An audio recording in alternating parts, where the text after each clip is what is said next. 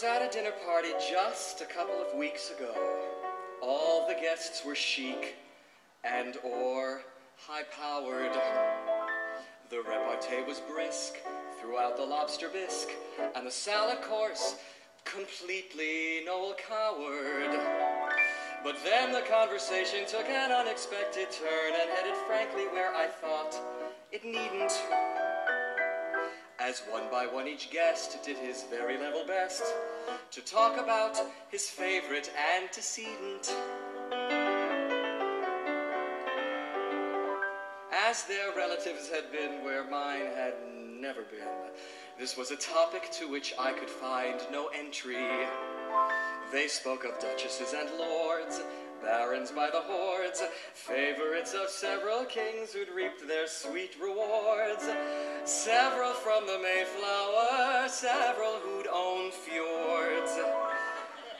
And we hadn't even hit the 18th century. But with a startling pate, which was lovely by the way, a most alarming hush fell on the table. My hostess smiled, "And you, what did your family do?"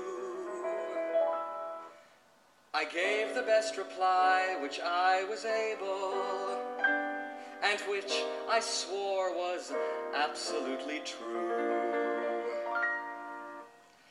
We were bagel makers to the Tsar. The lineage goes back very, very, very far. I think Ivan was the one who, when fed up with the bun, sent his men in search of something starchy and bizarre, who came upon my uncle who had recently solved the riddle of how to make a roll with a hole in the middle. He served them fresh to Ivan's commissar, and was thus named Bagel Maker to the Tsar. It's true, we were bagel makers to the Tsar, in the land of sour cream and caviar.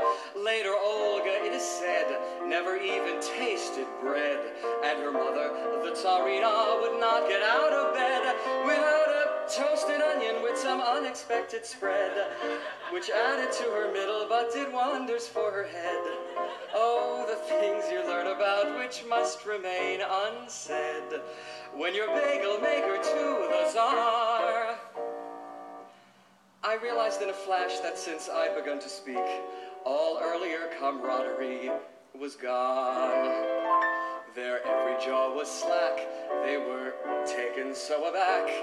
I really had no choice but to go on. We were bagel makers to the Tsar, who would give us every year another samovar.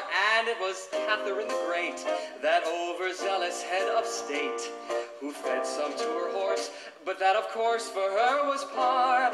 And little Anastasia could never get her fill. See, there are those who say that yet today she's snacking on them still, but that is taking things a little bit too far. For even bagel makers to the Tsar, before the hammer and the sickle, we were there with pumpernickel.